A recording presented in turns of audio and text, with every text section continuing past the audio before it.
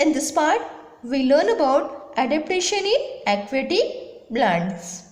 तो water body में भी ये जो प्लांट्स हैं कैसे सरवाइव करते हैं, खुद को कैसे अडेप्ट करते हैं, इस बारे में हम पढ़ेंगे। तो कुछ ऐसे एक्वेटिक प्लांट्स हैं जिनके रूट फॉर्मली सॉइल में गड़े हुए होते हैं, पूरे वाटर बॉडी के बॉटम तक, अंदर तक गड़े हुए होते हैं, सॉइल तक। और इनके जो स्टेम होते हैं वाटर में सबमर्ज होते हैं, मतलब पूरी तरह डूबे होते हैं। और लीव्स और फ्लावर ये वाटर बॉडी के सरफेस पे फ्लोट करते हैं। जैसे कि आप देख सकते हो, ये जो लोटस फ्लावर है इसके रूट्स देखो पूरी तरह सॉइल तक, नीचे तक, वाटर बॉटम तक गड़े हुए हैं। इसकी जो स्टेम है वो वाटर में क्या कर रही है, पूरी तरह सबमर्ज है, डूबी हुई है। लीफ और फ्लावर आपको वाटर बॉडी पे फ्लोट करते नजर। इस एग्जाम्पल को भी आप देख सकते हो, देखो लोटस, यहाँ बुक में भी देख सकते हो, देखो फ्लावर और लीव्स वाटर बॉडी पे सरफेस पे फ्लोट करते नजर आ रहे हैं। स्टेम हमें नहीं दिख रहे, रूट्स भी नहीं दिख रहे, वाटर बॉडी के अंदर है। और कुछ प्लांट्स ऐसे होते हैं जो कि पूरी तरह से वाटर बॉडी में ही फ्लोट करते रहते हैं, वाटर में आपको फ्लोट करते नजर आएंगे। उनके रूट पूरा प्लांट ही, उनके रूट सॉइल में पूरी तरह से एंकर नहीं होते, गड़े हुए नहीं होते।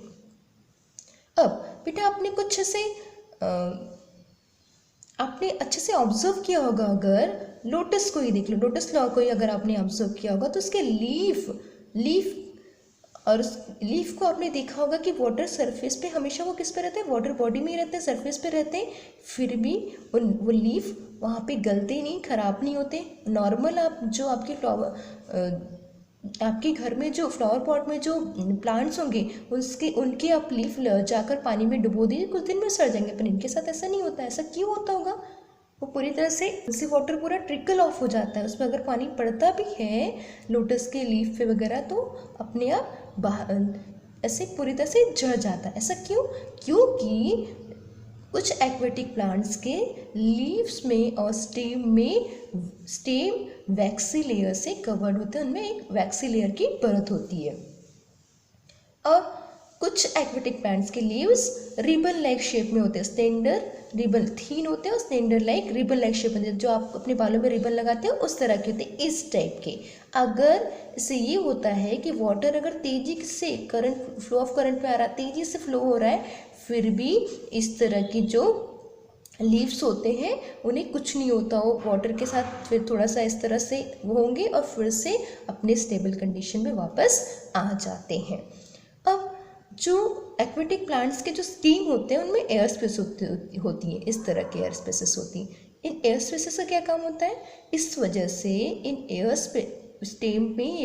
स्टेम और पेट्यूल्स में ये एयर स्पेसेस होने की वजह से ये एक्वेट्स के स्टेम मतलब उस प्लांट को, एक्वेटिक प्लांट को वाटर में फ्लोट करने के लिए आसानी जाती है, वाटर में वो आराम से फ्लोट कर पाते हैं aquatic plants. There are 3 questions. इन तीनों क्वेश्चंस को आप इजीली सॉल्व कर सकते हो। हम नेक्स्ट लेक्चर में इन क्वेश्चन के आंसर दे देंगे, पर इस लेक्चर में नहीं। अभी आपको खुद इस क्वेश्चन के आंसर फाइंड आउट करने, अपना ब्रेन पावर यूज करना है। Next, adaptation in desert plants. तो इसमें आपको पहले एक एक्सपेरिमेंट करना है। 2 पॉटेड प्लांट्स लेने हैं जो आपके घर पे होंगे। आप एक कैक्टस ले सकते हो, अगर आपके पास कैक्टस नहीं है, एलोवेरा है, एलोवेरा प्लांट्स भी ले सकते हो। और दूसरी पॉट में आपको लीफी प्लांट लेना है, कोई भी लीफी प्लांट।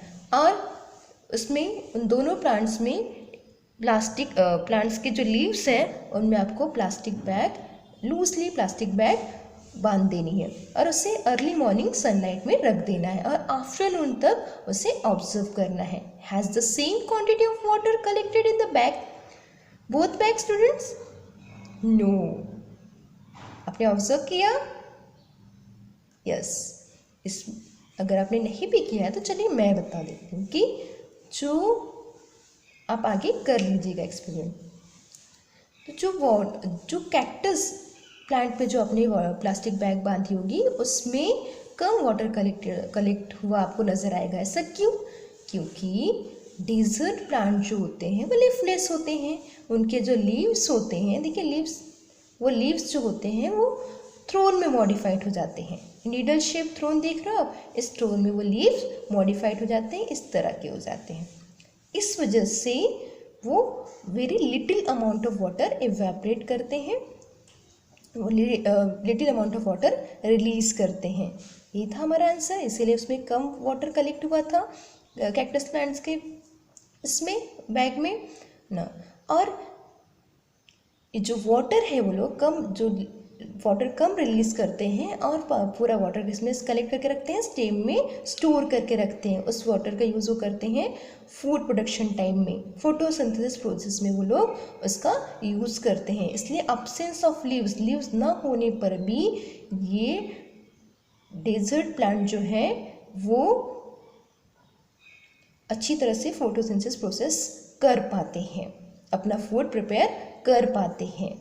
इसीलिए इनके जो स्टेम होते हैं वो फ्लेशी होते हैं। आपको दिखता होगा इसके स्टेम कैसे फ्लेशी एकदम सॉफ्ट होते हैं, ग्रीन कलर के होते हैं।